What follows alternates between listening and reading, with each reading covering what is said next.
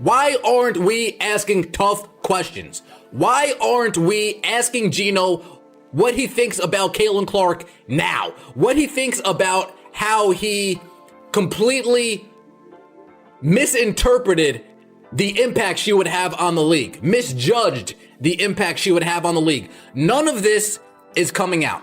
None of this is being asked about. None of this is being said. Sometimes revenge doesn't roar. Sometimes it sneaks. And when it sneaks, even giants topple. For decades, Gino Arama dominated women's basketball, untouchable, iconic, the so-called gatekeeper of every rising star. But one name, one force, one quiet choice would shake his empire to the core. Caitlin Clark. She wasn't loud, she wasn't bitter, yet the world was about to witness a silent hurricane. A hurricane ready to tear down power, arrogance, and legacy. Before we get started, make sure you stay tuned till the very end, because what comes next is absolutely shocking. It will make you question every assumption you ever had about women's basketball. Like I said earlier, they actually had odds that, she was like third or fourth in the betting odds to be MVP of the WNBA. That's such a slap in the face to every WNBA player. It's unbelievable.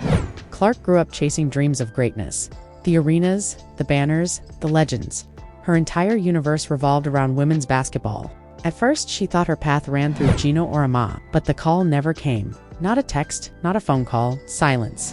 Years of being ignored, underestimated, dismissed her brilliance, shoved aside quietly, louder than any insult. You weren't on their radar. You didn't matter. Most would crumble under that weight. Clark tucked it away. She waited. She plotted. She honed her craft. At Iowa, Clark became the program, the emblem of a movement, the lightning rod for a sport ready to ignite. Every shot, every record, every packed arena proved her point. Approval, unnecessary. Banners, irrelevant. She only needed herself. Meanwhile, Gino watched completely powerless. MVP of the WNBA. These people are so disrespectful and so unknowledgeable and so stupid that it gives women's basketball a bad name. Okay, so the kid was set up for failure right from the beginning. So if you're a WNBA player, and believe me, I've coached the best, and I've pissed them off a lot, and they let me know about it. But they were tremendously disrespected. And none of them are going to say it. But human nature is, okay, this kid's coming into the league. His empire started to wobble without him. His words, once gospel, now rang empty against Clark's unstoppable rise. Years later, the chance arrived. $1 million offer slinking back into Clark's hands. Short contract, massive money on paper. A dream for most. But this wasn't about cash. It was about respect. About a man who dismissed her as a teenager, convinced he still held control. She said no. One word.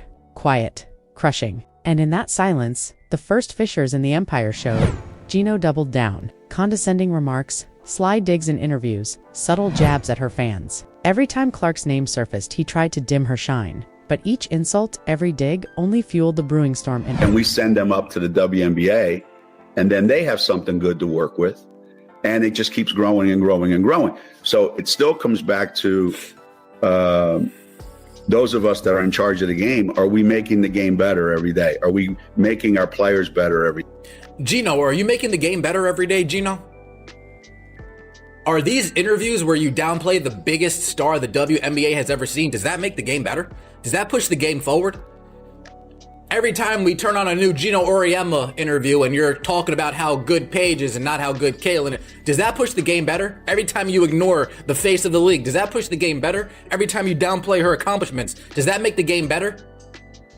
Every time you try to say to the fans, hey fans, what your eyes are telling you is completely wrong. Listen to me, I've been doing this forever. I'm right, you're wrong.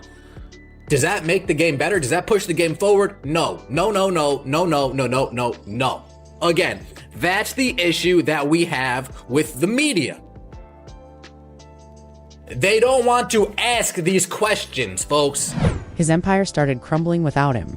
His words, once law, now sounded hollow against Clark's meteoric rise. Years later, the moment arrived, $1 million offer slinking back into Clark's hands. Short contract, massive money on paper. A dream for most. But this wasn't about money. It was about respect. About a man who dismissed her as a teenager, still believing he held control. She said no. One word. Quiet. Shattering. And in that silence, the first cracks in the empire appeared. Gino doubled down. Condescending remarks, sly digs in interviews, subtle jabs at her fans. Every time Clark's name popped up, He tried to diminish her brilliance, but each dig, each insult, only fed the storm. Gino was saying this tongue-in-cheek, but you know what they say, folks, there's truth in every joke. There's a bit of truth in every joke. Caitlin Clark, the best player in the country, truth. Best player of all time, truth. Now you saying it tongue-in-cheek as like, Caitlin, please don't come for me. I'm saying you're the best, don't come for me, please. Don't drop 50 on us, but she didn't drop 50, but she still walked out of there with a W. She still walked out of there with a win. I'm not sure what Caitlin Clark did to Gino Auriemma, other than take the shine that he thought Paige was going to have, and it's all on Caitlin Clark. The popularity that you thought Paige was going to get, it's Caitlin Clark's. The superstardom that you think Paige was going to get, that's Caitlin Clark's. Folks, doing this on TikTok doesn't make you a superstar. Sorry. Being 23, beating on 18-year-olds doesn't make you a superstar. Sorry. Holding off for a 5th year in college so you can now go number 1 instead of number 2 doesn't make you a superstar. Sorry. It doesn't. It doesn't. But don't take my word for it. Every sold-out arena, every viral highlight, every record shattered a quiet reminder to Gino that he no longer ran the show. She didn't need to speak. She didn't need to boast. The results, the stats, the moments they shouted louder than any insult or attempt to belittle her. Her empire wasn't merely rising. It was rewriting women's basketball forever. Some revenge whispers, some rewrite history. Caitlin Clark did both. Gino's empire is gone. Not with banners torn down, not with words forgotten, but in the echoes of every arena she commands. In the headlines she sparks, and in the legacy she builds, his control has vanished. The lesson: respect greatness before it passes you by. Some victories don't need noise. They demand patience, talent, and the courage to simply say no.